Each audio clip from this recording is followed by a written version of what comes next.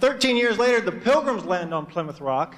That first winter was so rough, nearly half the Pilgrims died of disease.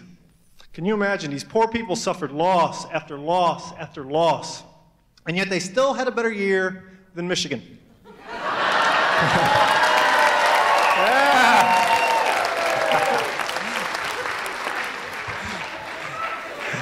The other half of the Pilgrims would have probably died too had they not made a peace treaty with Chief Massasoit.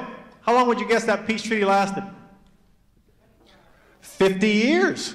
We started off pretty good. As a matter of fact, Massasoit did such a good job of keeping the peace, he went on to write the famous relationship book, Men Are From Mars, The White Devil Is From Europe. In 1692, we had the Salem witch trials, where innocent women had their reputations destroyed when they were accused of being evil witches hell-bent on stirring up trouble. Or as we call it today, just another episode of The View.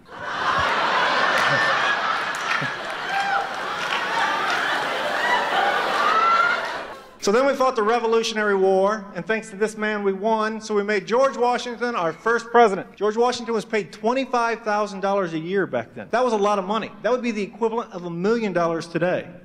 Our most recent presidents have only made $400,000, proving once again, you get what you pay for. And by the way, I'm not sure what Bush is trying to describe in this picture. But I do know when asked the exact same question, Barack Obama answered like this.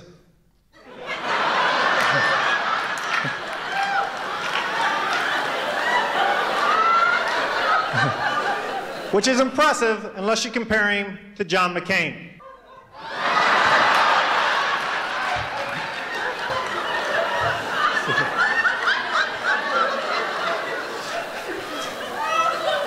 We have run the gamut of the presidents through the years, if you think about it, though. George Washington cannot tell a lie. Richard Nixon could not tell the truth. And Bill Clinton couldn't tell the difference.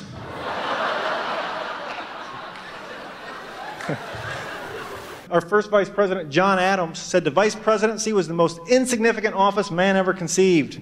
And our 32nd vice president, John Garner, was even more direct. He said the vice presidency wasn't worth a pitcher of warm piss. Yeah, that's true. And then he was immediately sued by Old Milwaukee for copyright infringement.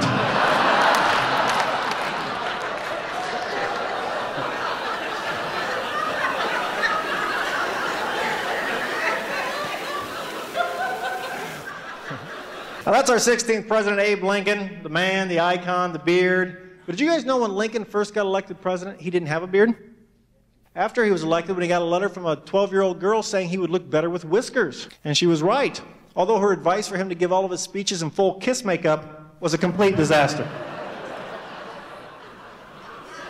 But that's what Lincoln looked like before the beard, and that's what he looked like after. And then just for fun, here's a picture of young Abe Lincoln when he played Kramer on Seinfeld.